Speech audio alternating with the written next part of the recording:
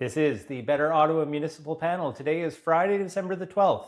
My name is Neil Saravanamutu. I'm joined by Joanne Chianello and John Willing. Hello to you both. Hello. Hello. So, as everyone can see, we are in person here. It's been a long time since we've done that. Yeah, we're in your beautiful home, decked out for the holidays. This is way better than me in my office. I don't know if the viewers can see at home, but we're by a fireside. So this is a fireside chat. We have a real fireside chat. The fireplace. The fire is not actually on because we don't want to burn anything down, but it is the closest that we've ever had to a fireside chat. I feel like I need a brandy sniffer here. Yes. While we talk about Muni Poly. Yeah, I do have a little tempo on occasion. John. That's right. right, Neil. Yeah, it's better than being in a park. Okay, let's get started. This is budget week, essentially, the culmination of a month of budget discussions at City Hall. Now, let's just start with the headline. So, first of all, not a lot that was different than what we saw in November. We have a 3.75% property tax increase. We have a budget that is $5.2 billion. So it's important to realize that's a lot of money. That's about $5,000 per person in Ottawa. Capital budget of $1.9 billion. Perhaps the one area that stood out was the police budget, which is up by 5%. So that we all knew that. We've been talking about that over the last month. But John, maybe you can get us started with the council discussion that happened this week. And there's always one or two issues that come up that get all the attention. So what were they this time around? Well, for me, guys, I think it was transit and police. And by the way, the council meeting, I think that was a 9-hour discussion on the budget, wasn't it? Yeah, I think exactly. I think they got out of it at 8 o'clock. It started at 10 and they got at 8 p.m. they were done. And I remember watching it and I was like, it's about 1 o'clock and they're just finishing the police budget, which was the first thing they're discussing. I think library took about 5 minutes and then it was the police budget. And the mayor was making some jokes. He's like, okay, that's done. We're one of 12 budgets we have to pass today. So. Well, and I was actually kind of surprised how long it went. I mean, I finished washing the dishes after dinner, and then I flicked on my YouTube, and I saw they were still live, and I got to see Mayor Sutcliffe deliver his very campaign-esque remarks at the end before the vote. And so, I mean, it was a big day, but it was a consequential budget, of course, policy-wise, but also politically, because this is the budget that everyone who's going to run again is going to take to the doors over 2026. Yeah, so we're going to talk about what the councillors had to say as the budget closed and their closing remarks, which are always very indicative of where they have their main messages. But before we get there, John, can you just remind us what happened on the transit budget? Because that's where the discussion was, as you point out. And there were a couple of initiatives that came forward that are new. Yeah, the two I think that are really interesting to me, of course, is to shorten the times on the trains at the busy times of day down to 6 minutes, I think, between trains during the workday, during the work week. But the other thing is making transit free at times for people under the age of 18, which I know that which is really a proposal that Councillor Sean Menard wanted to see, and I loved his remarks actually at council. They were personal, talking about remembering how it would have helped him and his family when he was younger. So I think the train frequency, that's big for commuters in the city, especially as we move to maybe more return to work in 2026, but also allowing more people to ride the transit system at a more affordable rate. Yeah, yeah, because I have to say, one of the observations I've had is that I see buses go by and they're empty, and that's really, disappointing.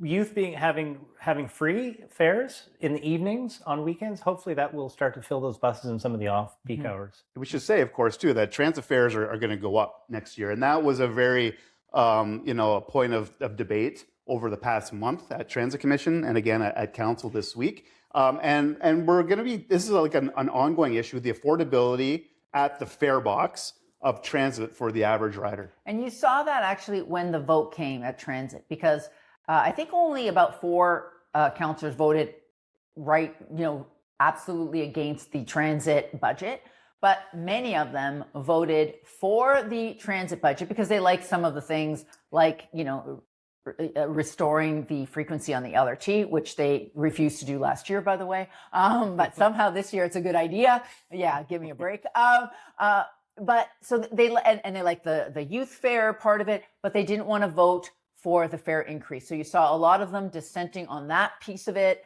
I don't even know what difference it makes actually to many people, but it is different when we look at, did you vote for the budget? And is different than if people voted for individual budgets. We saw that on the police budget too. A number of people voted against the police budget, but then voted for the budget overall. Yeah, well, actually, Joanne, maybe just for the record. So let's talk about the main budget, the main vote. And there were 4 dissenters. Who were they and what were the sort of rationale that they gave? Sure. So you have Knoxdale Maryville Councillor Sean Devine voted against it. He said this is his 4th budget he is voting against. So that he's a first-term councillor. He's voted against. Grand slam. Absolutely, right? And he says, he likes some parts of the budget, but he doesn't think it's the city's going in the right direction. That, I have my notes here because people get to talk for 5 minutes each. And although the mayor's like, everybody doesn't have to take their time. It's election year. Everyone's taking their full time, right?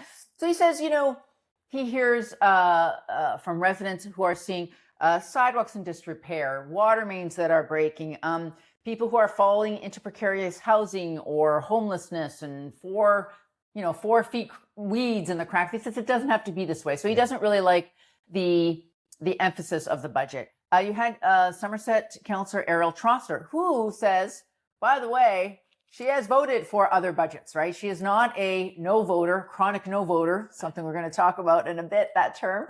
But she just does not think that there is enough emphasis on the social services, the things that can prevent homelessness, mental health and addictions, the consequences of which are very, very visible in her ward, right? She's like, we have this, bunch of investment in Lansdowne.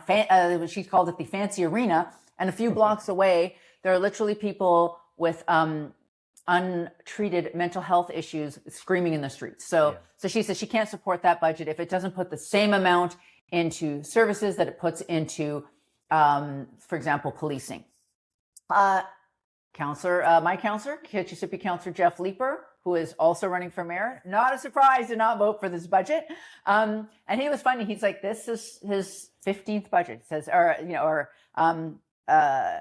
it's his last one of at least at council. And as a city councilor, you never know exactly. But I had to smile when he called them the Watson-Sutcliffe budgets. He wanted to remind people that he believes that Sutcliffe is a Watson 2.0. And a similar vein, but he's like, look, when we say this, if the mayor says that this budget is making the city affordable for who? He suggests that it is affordable for the comfortably off, such as, the investment in Lansdowne. These are for people with means. But it's not actually helping people who really need it. He also, again, like Ariel Trosser, called out money for security in the market. Okay, that's fine. But actually, that's a symptom of the problems of the city as opposed to dealing with the causes of the problems. He called out Taywin for urban sprawl. And he says it's a status quo budget that doesn't really address the needs of the growing city.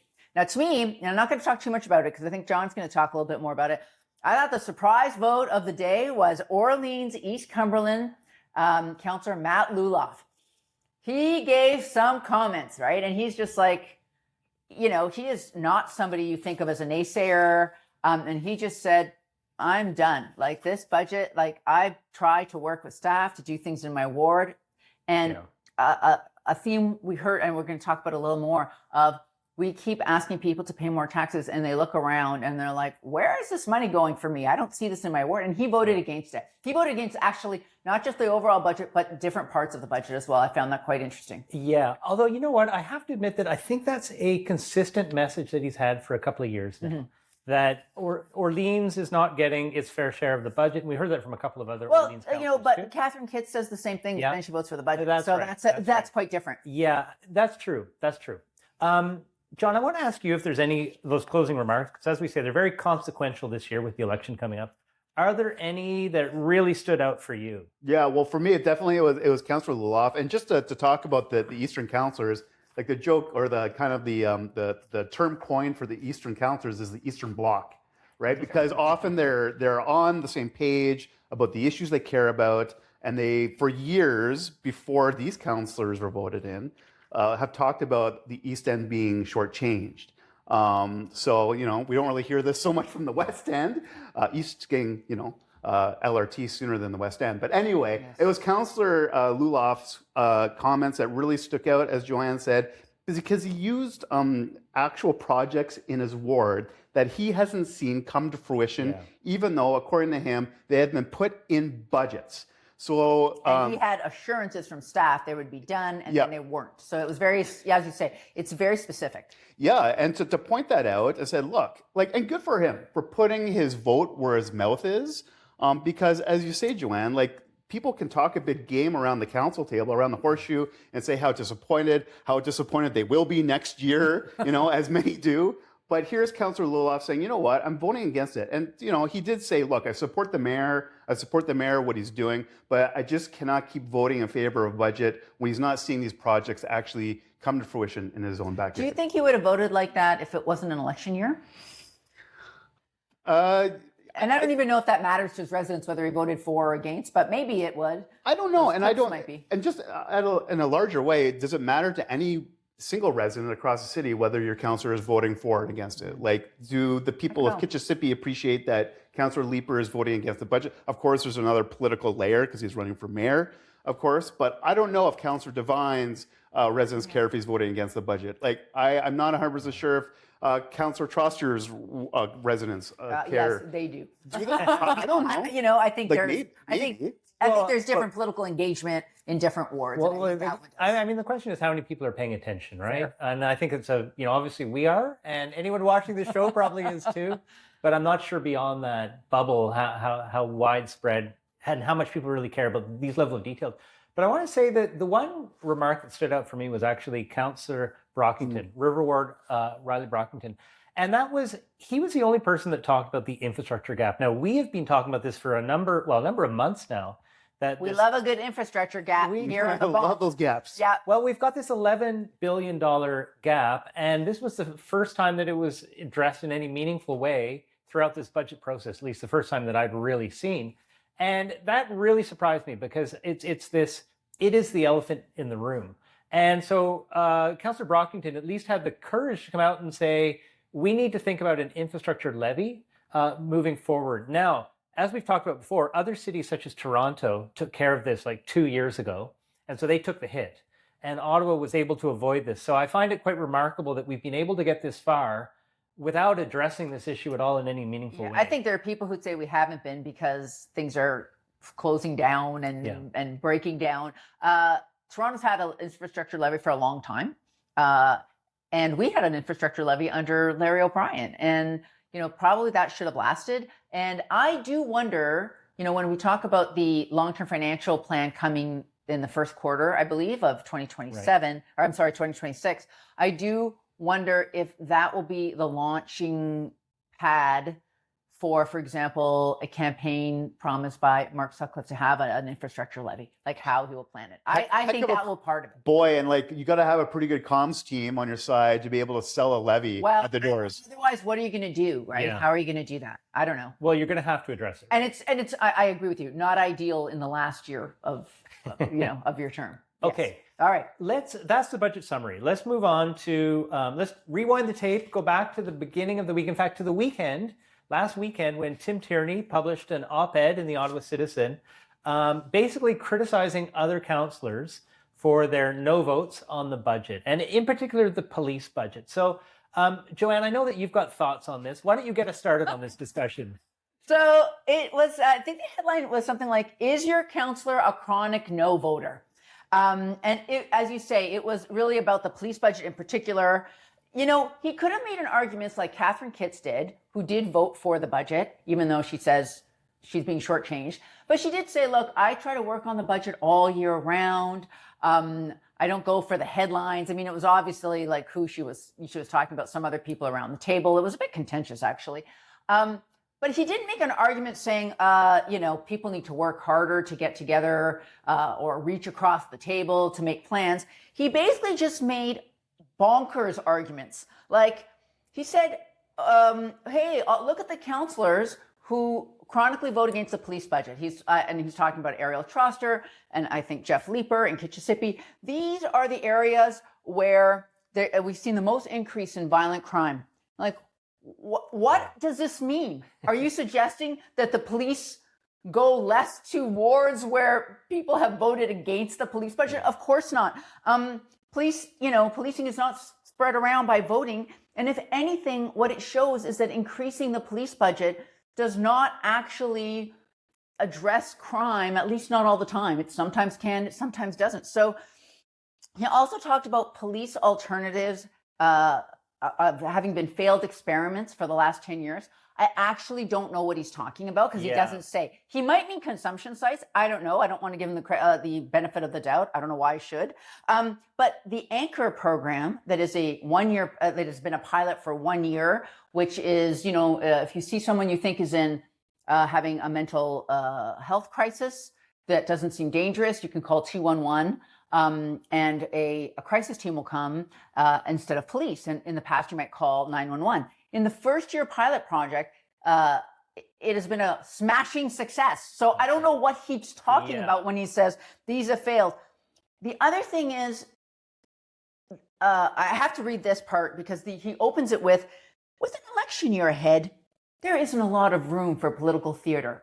This is coming out of the mouth of Tim Tierney, the most political, theatrical actor around. He's throwing pylons off a highway. He's bringing giant signs into the council chambers. Not to mention, this whole op-ed is political theater.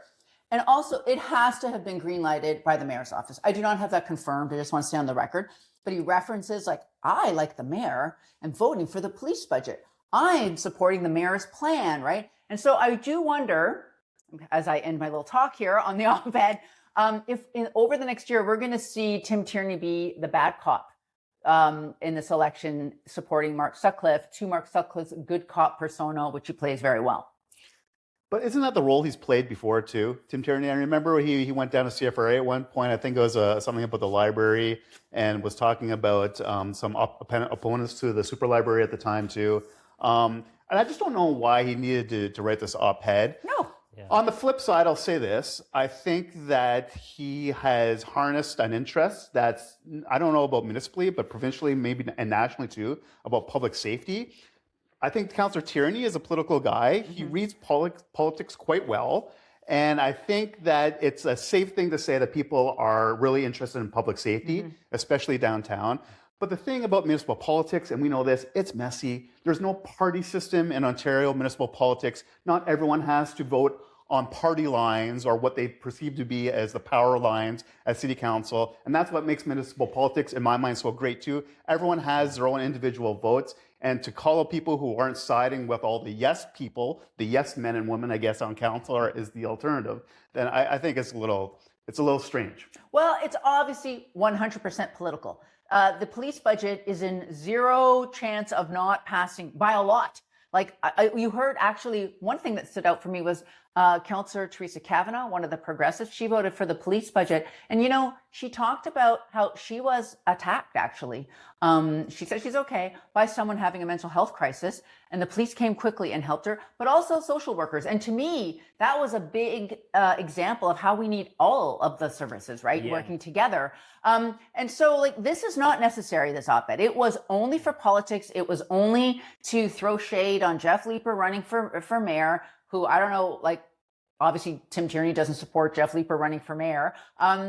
And I just wondered if it was, I'd love to amphip this, because I would love to know what the consultation was between the mayor's office. Did Tim Tierney just throw the mayor's name into this op-ed? Possibly, but I don't know. It's hard to believe anything would come back on its request. Yeah, for sure. But just to say, let the election season open, I guess. Oh, by the on that front, one of the other comments from the closing remarks at the budget was the number of people that were sucking up to the mayor.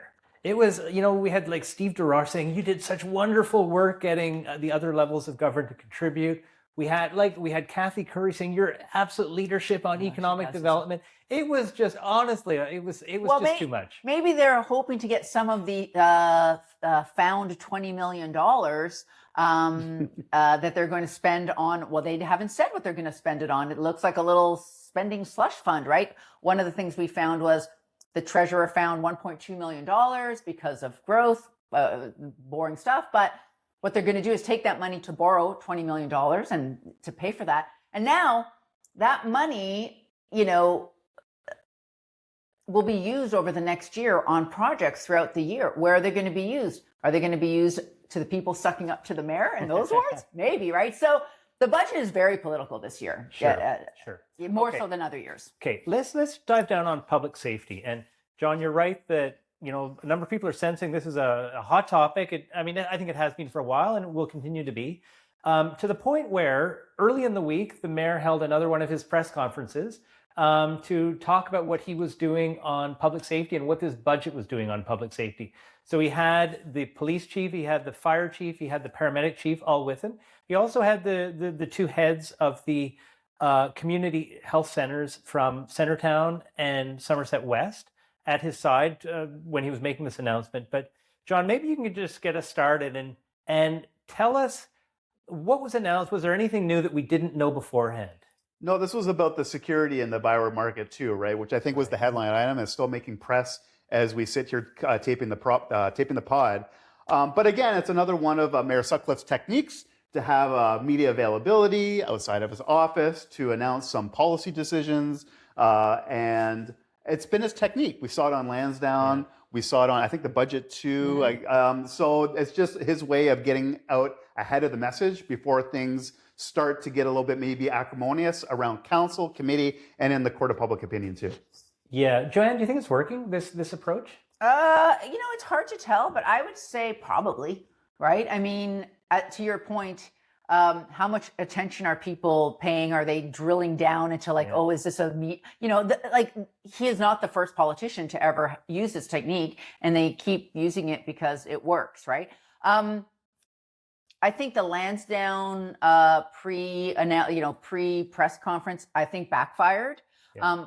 But he is not stupid, right? He's a very skillful communicator, and now it's very different, right? It's you have a press conference, reporters come. Some of them pointed out Kate Porter, and we're going to talk about that. Kate Porter had a really great analysis showing, okay, is this announcement or is this campaigning? There are no laws governing that.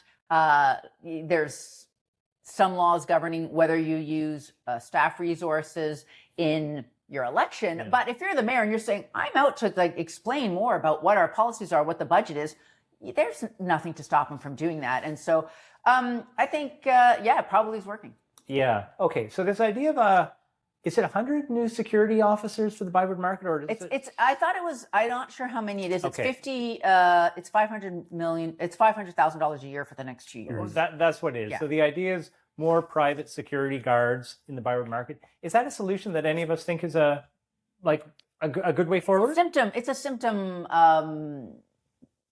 addresser, right? Yeah. It's.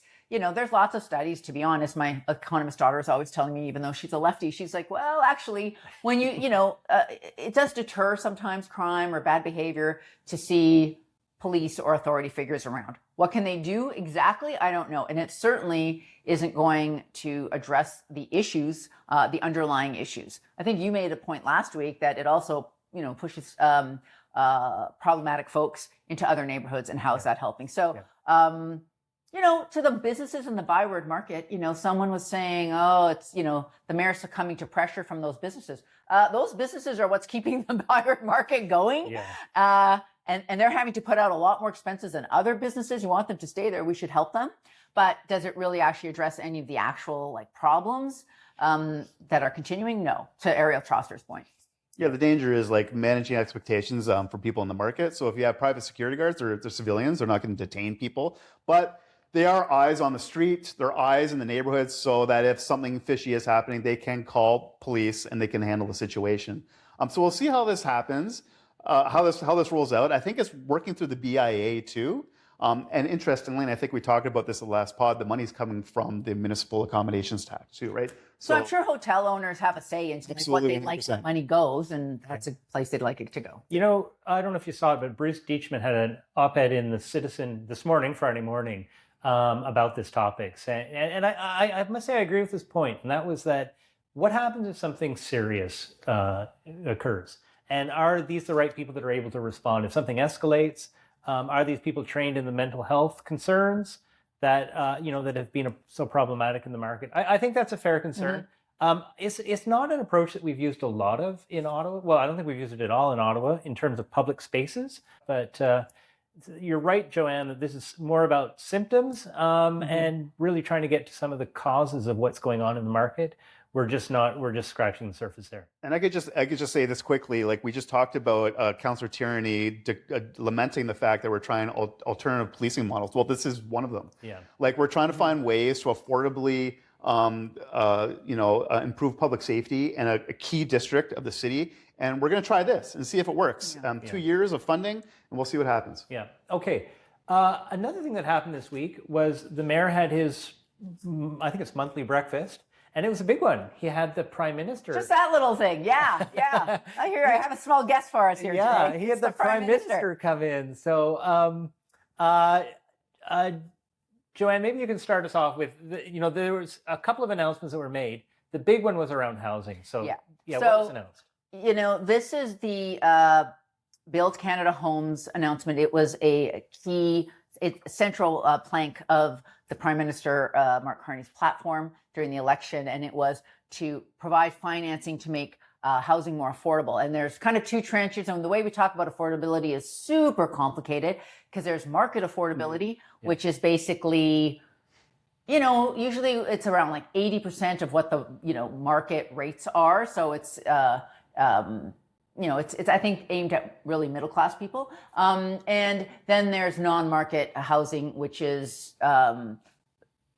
aimed at like 30% of your income. So say you're on ODSP or you have a very low income, it should be aimed to you. So it's very low. So the big announcement was joint partnership between the feds and the city of $400 million. That is not chump change. This is Ottawa will be the first city to actually partner with the feds under the Build Canada Homes.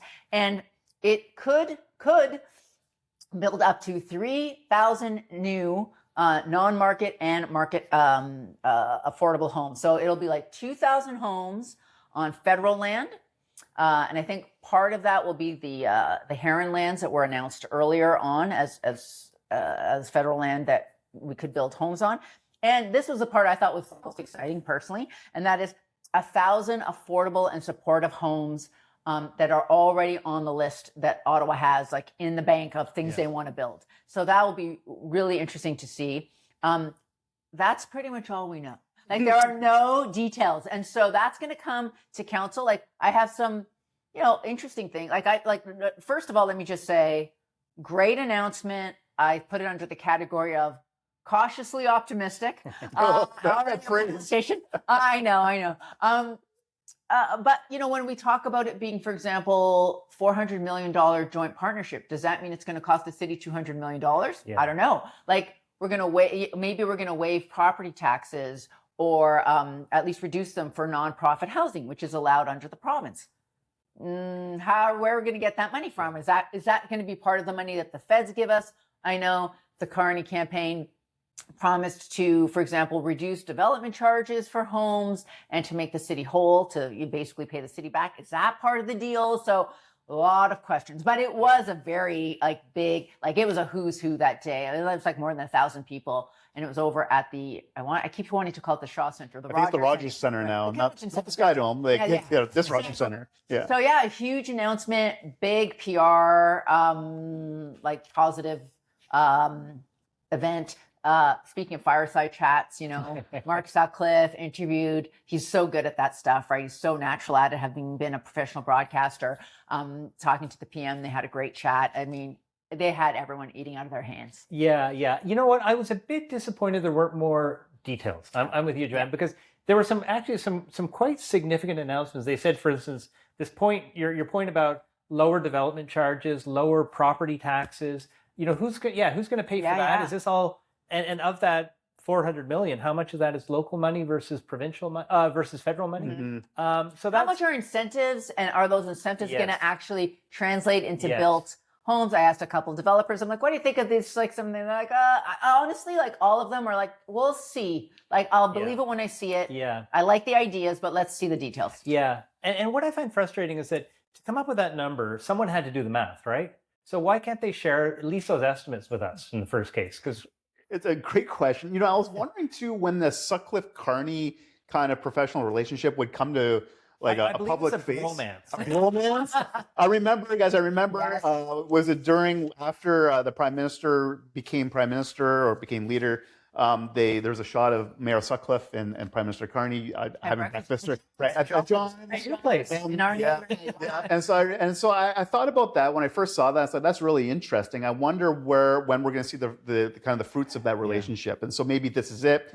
Coming up ahead of the fireside chat with the mayor and the prime minister, I was kind of wondering what this announcement would be. I was wondering if it was going to be something to do with infrastructure. I know the federal government's been talking about maintenance and municipalities for this and helping them out. But housing, of course, and it makes sense to do this, I guess, in the city of Ottawa. Think about all the federal lands that could be unlocked too. I mean, so most of this will be on federal land, right? Yes. 2,000 of the 3,000 units they're hoping to build Yep. are going to be on federal surplus land. And what even else though is they're up also going to send everybody back to work, so I don't know if they want to. They better watch that they have enough land. But anyway, they need to build more federal buildings all of a sudden.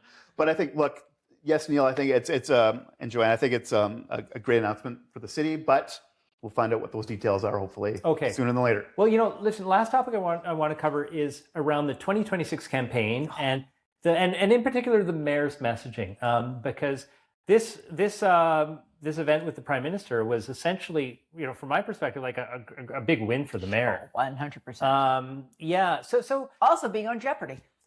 He was he was not personally on Jeopardy, but he was the answer to a question, right? They were saying, what cities are these mayors from? And it was like Mark Sutcliffe, who also got a degree in political science from this city, or something like that, right? So you cannot buy that kind of thing. Yeah, that's right. Yeah. That's right.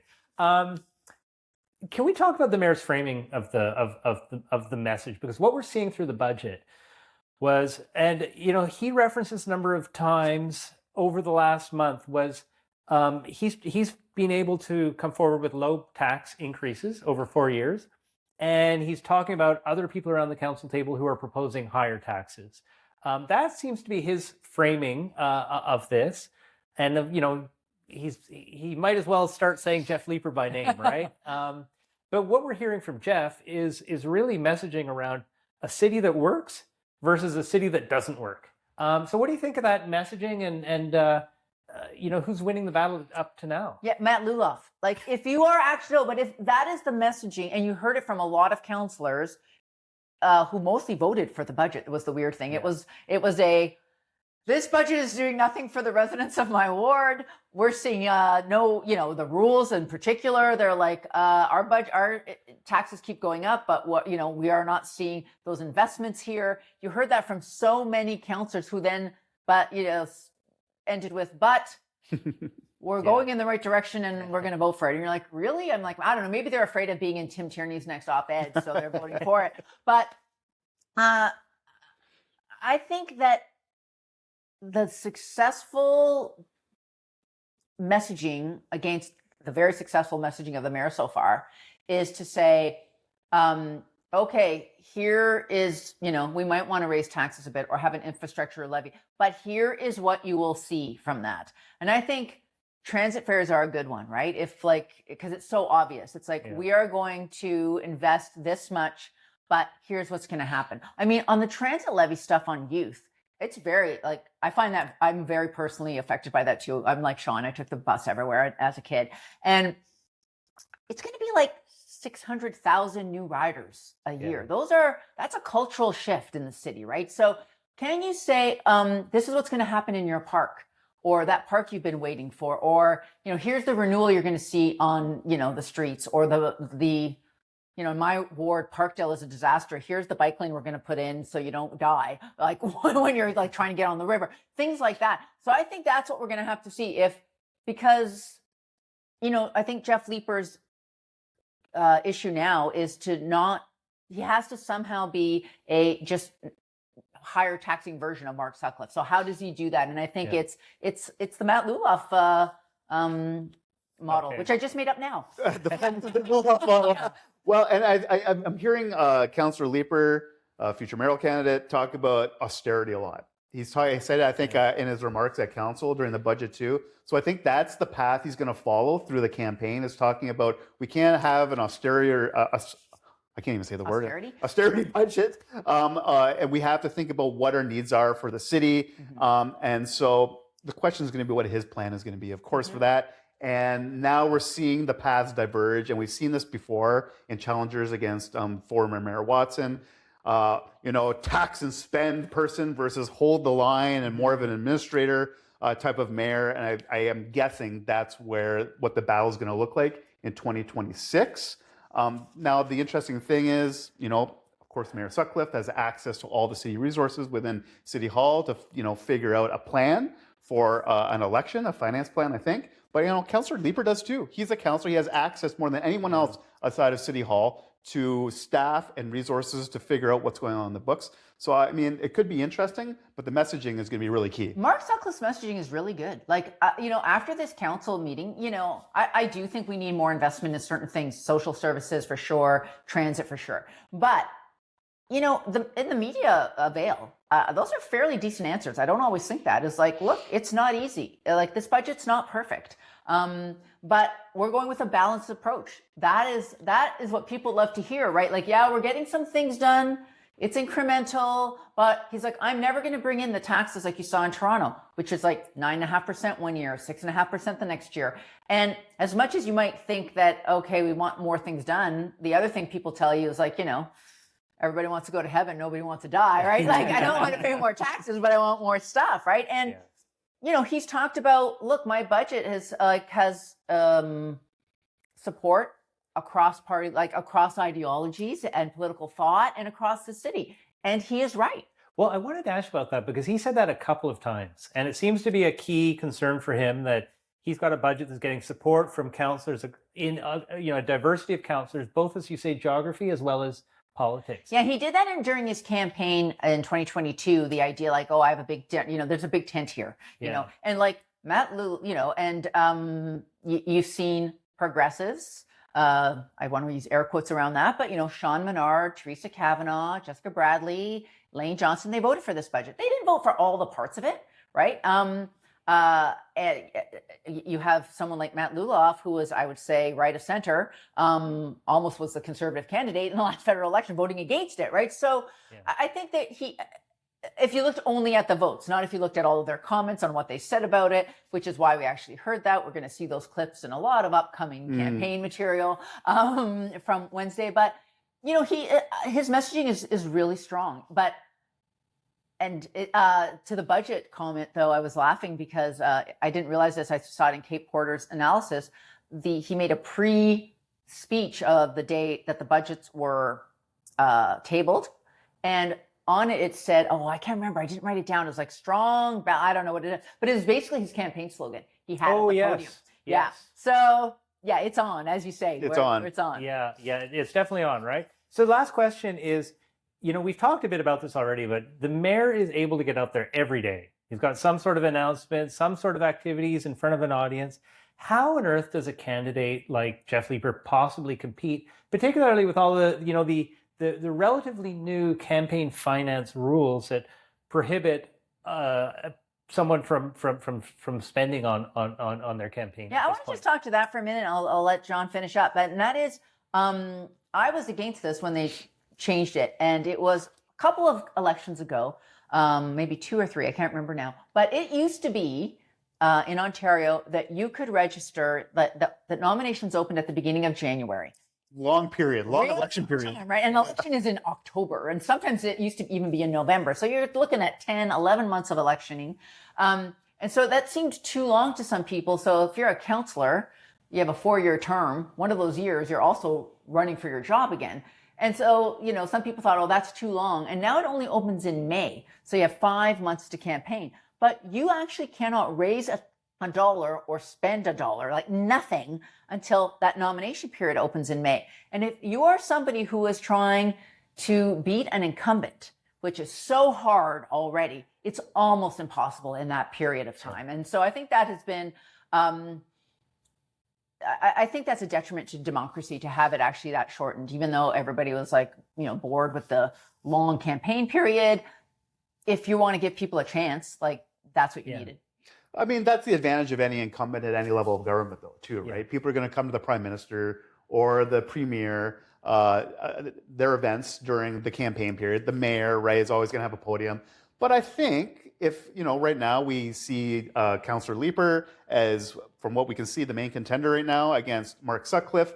I think if he wanted to hold availability to talk about something, people will show up. Because I know, being in the press, people like seeing that political acrimony, especially in election year. We want to have a sharing of ideas. What other alternative ways of governing the city are out there? Councillor Leeper, I think, if he wanted to get his message out there, people will listen. Yeah. And also, you see the media doing that already, right? Whenever the mayor has an announcement, most stories, you'll see that they've gone to Jeff Leeper to get his comment on it. So that is kind of a natural thing that happens. But, there's nothing to stop him from having events, getting volunteers together to do things, but you can't actually give out any paper. Yeah. And which is tricky. It's interesting, this idea that the campaigns are not supposed to open until May. I think in the past it's true that there hasn't necessarily been a lot of excitement in municipal campaigns, but I don't know, maybe it's just us, but I think, is it different now? Are not people sort of interested in these issues because they're so close to home? You know what? Since leaving daily reporting, especially covering City Hall for 13 years, I see now outside the bubble. And it's different. Yeah, what's it like out there, John? I mean, it's The air is true. thinner there. Well, I mean, when you're in the bubble, that's all you care about. You go home at night reading city council reports and committee reports and God knows what other else. But when you talk to people, your neighbors, people dropping your kids off from school, they're not paying attention to the latest Lansdowne report or the budget. Or they care about transit. I'll tell you that much. But it's not that you're out in the public. It's that you're able to organize, right? So if you can raise money and start to send out, pamphlets or flyers or whatever, and that in your name is out there longer, that is a little bit more of a help. I still think it's a huge hill to climb to take down a half decent incumbent, but you had a little better chance with an extra 4 months to be able to do things. Yeah, it was a long campaign period. I always think it's always we're bored with it. But as you say, people either engage or they don't, but who cares, right? It doesn't matter if it's inside the bubble. It's a problem for inside the bubble. It wasn't a problem for outside the bubble. Yeah. Okay, well, listen, that's it for this week. We're going to be back next week with a bit of a year-end wrap, so that'll be exciting. Until then, I'd like to thank Joanne and John for being here today. Great to be here. Thoughts? Thanks for having us here. Yeah. I'd like to thank all of our viewers and listeners for joining us today. We will be back in a week. Until then, this has been the Better Ottawa Municipal Panel.